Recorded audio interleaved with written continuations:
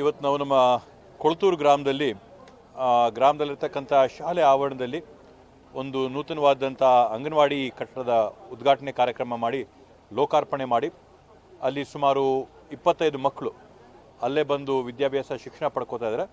ಮತ್ತು ಸುಮಾರು ಒಂದು 30 ಮಕ್ಕಳಿಗೆ ಅಂದರೆ 6 ತಿಂಗಳಿಂದ 3 ವರ್ಷ ಇರೋಂಥ ಮಕ್ಕಳಿಗೆ ಮನೆಗೇನೆ ಅಲ್ಲಿ ಆಹಾರ ಕಳಿಸೋಂಥದ್ದು, ಊಟ ಕಳಿಸೋಂಥದ್ದು, ಅವರ ಪೌಷ್ಟಿಕಾಂಶ ಪದಾರ್ಥಗಳನ್ನ ಕೊಡೋಂಥದ್ದು, ಸುಮಾರು 15 ಜನ ಗರ್ಭಿಣಿಯರು ಬಾಣಂತಿಯರಿಗೆ ಅಲ್ಲಿ ಸೌಲಭ್ಯಗಳೆಲ್ಲ ತಲುಪಿಸೋಕ್ಕೆ ನೂತನವಾದಂಥ ಕಟ್ಟಡನ ಕಟ್ಟಿ ಅದನ್ನ ಲೋಕಾರ್ಪಣೆ ಮಾಡಿದ್ದೀವಿ. ಅದ್ರ ಜೊತೆಗೆ ಗ್ರಾಮಕ್ಕೆ ಬೇಕಾದಂಥ CC ರಸ್ತೆಗಳ ಒಂದು ಗುದ್ಲಿ ಪೂಜೆನ ಮತ್ತು ವಿಶೇಷವಾಗಿ ಸುಮಾರು ಒಂದು 2 ವರ್ಷದಿಂದ ಕಟ್ಟಡನ ಕಟ್ಟಿ ಲೋಕಾರ್ಪಣೆಗೆ ಕಾಯ್ತಾ ಇದ್ದಂಥ ಇದೊಂದು ಏನು ನಮ್ಮ ಲೈಬ್ರರಿಲಿದೆ, ಲೈಬ್ರರಿಯ ಲೋಕಾರ್ಪಣೆ ಕಾರ್ಯಕ್ರಮನ ಕೂಡ ಇವತ್ತು ನಾವು ನೆರವೇರಿಸ್ಕೊಟ್ಟಿದ್ದೀವಿ. ಒಟ್ಟಾರೆ ಸುಮಾರು ಒಂದು 50 ಲಕ್ಷ ರೂಪಾಯಿಗಳಿಗೂ ಹೆಚ್ಚು ಕಾಮಗಾರಿಗಳಿಗೆ ಇವತ್ತು ನಮ್ಮ ಕೊಳತೂರು ಗ್ರಾಮದಲ್ಲಿ ನಾವು ಲೋಕಾರ್ಪಣೆ ಮತ್ತು ಚಾಲನೆಯನ್ನು ಮಾಡಿದ್ದೀವಿ. ಗ್ರಾಮಸ್ಥರೆಲ್ಲರೂ ಕೂಡ ಒಗ್ಗಟ್ಟಾಗಿ ಒಂದು ಮನಸ್ಸಿಂದ ಈ ಕಾರ್ಯಕ್ರಮದಲ್ಲಿ ಬಂದು ಭಾಗವಹಿಸಿರ್ತಕ್ಕಂಥದ್ದು ನಮಗೆ ಅತ್ಯಂತ ಸಂತೋಷ ಆಗಿರ್ತಕ್ಕಂಥ ವಿಷಯ. ಅದ್ರ ಜೊತೆಗೆ ಏನು ಮನವಿ ನಾವು ನಮ್ಮ IOCL ರೋಡ್ ಮಾಲೂರು ರೋಡಿಂದ ಕೊಳತೂರಿಗೆ ಮತ್ತು ಕೊಳತೂರಿಂದ ಹೈವೇಗೆ ರಸ್ತೆನ ನಾವೇನಿವತ್ತು ಅಗಲ ಮಾಡಬೇಕು ಅಂತ ಕ್ರಮನ ನಾವು ವಹಿಸಿದ್ದೀವಿ. ಈಗಾಗಲೇ ಮಾಲೂರು ರೋಡಿಂದ ಕೊಳತೂರು ಗ್ರಾಮದವರೆಗೂ ಟಾರ್ ಹಾಕಿ ಅದನ್ನ ಬೇಸ್ಮೆಂಟ್ಲ್ ಹಾಕಿದರೆ ಟಾರ್ ಹಾಕಬೇಕಾಗಿದೆ, ಜಲ್ಲಿ ಹಾಕಿ ಫಾರ್ಮೇಷನ್ ಮಾಡಿದ್ದಾರೆ. ಫಾರ್ಮೇಷನ್ ಆಗಿ ಇನ್ನು ಟಾರ್ ಆಗಬೇಕಾಗಿದೆ. ಮುಂದಿನ ದಿನಗಳಲ್ಲಿ ಗ್ರಾಮದಿಂದ ಹೈವೇಗೂ ಕೂಡ ಏನು ನಾವು ರಸ್ತೆನ ಮಾಡಿಕೊಡ್ಬೇಕು, ಆ ಕಾಮಗಾರಿಗಳನ್ನು ಮಾಡ್ಕೊಡ್ತೀವಿ. ಈಗಾಗಲೇ ದಂಡಪಾಳ್ಯ ಮಾರ್ಗವಾಗಿ ಹೈವೇಯಿಂದ ಸೋಲೂರವರೆಗೂ ಏನು ರಸ್ತೆ ಆಗಬೇಕಾಗಿದೆ, ಅದರಲ್ಲಿ ಬೇಸ್ ಕೋಟ್ ಹಾಕೋರು ಇನ್ನು ಟಾಪ್ ಕೋಟ್ ಹಾಕಬೇಕಾಗಿದೆ. ಬಟ್ ಅಲ್ಲಿ ಮೆಟ್ಲಿಂಗು ಮಾಡಿದ್ದಾಯಿತು, ಟಾರ್ ಹಾಕಿದ್ದು ಆಯಿತು. ಒಂದು ಟಾಪ್ ಕೋಟ್, ಒಂದು BM, ಒಂದು BC ಒಂದು ಹಾಕಬೇಕಾಗಿದೆ. ಆ BC ಹಾಕಿದರೆ ಆ ರಸ್ತೆನೂ ಕೂಡ ಇವಾಗ ಆಗಿರ್ತದೆ. ಮಹಾತ್ಮ ಗಾಂಧಿ ಉದ್ಯೋಗ ಖಾತ್ರಿ ಯೋಜನೆಯಲ್ಲಿ ಅನೇಕ ಕಾಮಗಾರಿಗಳು ಹೆಸರು ಬದಲಾವಣೆ ಮಾಡಬೇಕು ಅಂತ 5ನೇ ತಾರೀಕು ಪ್ರತಿಭಟನೆ. ಇವತ್ತು ನಾವು ನೋಡ್ದಂಗೆ BJP ಸರ್ಕಾರ ಕೇಂದ್ರದಲ್ಲಿ ಬಂದಾಗಿಂದಲೂ ಕೂಡ ಯಾವುದೇ ಒಂದು ಗ್ರಾಮಸ್ಥರಿಗೆ ಅಥವಾ ಗ್ರಾಮೀಣ ಭಾಗದಲ್ಲಿರ್ತಕ್ಕಂಥ ರೈತರಿಗೆ ಅನುಕೂಲ ಆಗಂಥ ಒಂದು ಕಾರ್ಯಕ್ರಮ ಕೂಡ ನೋಡಿಲ್ಲ. ನಾವು ಫಸಲ್ ಬಿಮಾ ಅಂತ ಕೊಟ್ಟರು, ಆ ಫಸಲ್ ಬಿಮಾ ಅಲ್ಲಿ ಕೊಟ್ಟಿದ್ದಂಥದ್ದು ಬರೀ ಇನ್ಶೂರೆನ್ಸ್ ಕಂಪ್ನಿಗಳಿಗೆ ಅನುಕೂಲ ಆಯಿತು ಬಿಟ್ಟರೆ ಇನ್ನು ಬೇರೆ ಯಾರಿಗೂ ಅನುಕೂಲ ಆಗಿಲ್ಲ.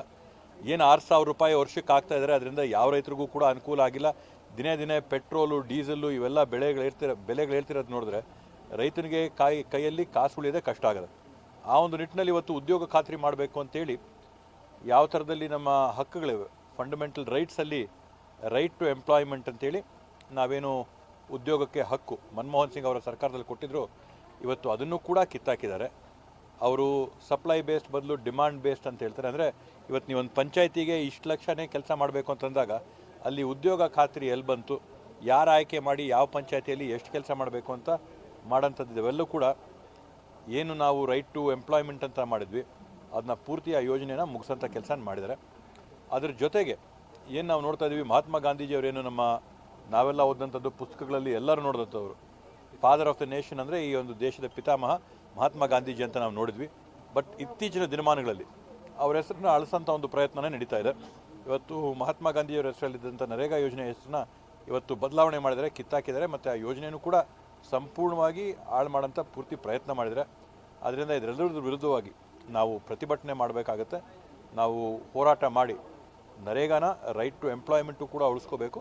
ಮತ್ತು ವಿಶೇಷವಾಗಿ ಮಹಾತ್ಮ ಗಾಂಧೀಜಿಯವರ ಹೆಸರಲ್ಲಿ ಇಟ್ಟಂಥ ಕಾರ್ಯಕ್ರಮನ ಕೂಡ ನಾವು ಉಳಿಸ್ಕೊಳ್ಳೋಂಥ ಕೆಲಸ ಮಾಡಬೇಕು. ಕರ್ನಾಟಕ ಸರ್ಕಾರ ಕೆಲ ಸಮುದಾಯಗಳು ನೆಲಸಮ ಮಾಡೋದು ಮತ್ತು ನಾವು ಕೊಟ್ಟಿರ್ತಕ್ಕಂಥ ಯೋಜನೆಗಳು ತಳ ಸಮುದಾಯಗಳಿಗೆ, ಬಡವರಿಗೆ ಆಗ್ತಿರ್ತಕ್ಕಂಥ ಅನುಕೂಲಗಳನ್ನ ದೇಶಕ್ಕೆಲ್ಲ ವಿಶ್ವಕ್ಕೆ ನಾವು ಮಾದರಿಯಾಗಿದ್ದೀವಿ.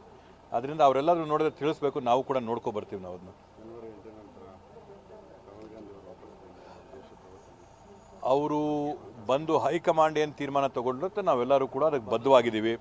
ಇವತ್ತು ಅವರು ಏನು ಸೂಚನೆಯನ್ನು ಕೊಡ್ತಾರೋ 140 ಕಾಂಗ್ರೆಸ್ ಶಾಸಕರುಗಳಿದ್ದೀವಿ, ಯಾರ ಭಿನ್ನಾಭಿಪ್ರಾಯನೂ ಕೂಡ ಇಲ್ಲ. ಮುಖ್ಯಮಂತ್ರಿಗಳು, ಉಪಮುಖ್ಯಮಂತ್ರಿಗಳು ಉತ್ತಮವಾದಂಥ ಸರ್ಕಾರನ ಕೊಟ್ಟಿದ್ದೀವಿ, ಆಡಳಿತ ಮಾಡ್ತಾಯಿದ್ದೀವಿ, ಅಭಿವೃದ್ಧಿ ಕೆಲಸಗಳನ್ನ ಮಾಡ್ತಾಯಿದ್ದೀವಿ. ಹೈಕಮಾಂಡ್ ಏನು ಸೂಚನೆ ಮಾಡುತ್ತೋ ಆ ಸೂಚನೆಗೆ ನಾವೆಲ್ಲ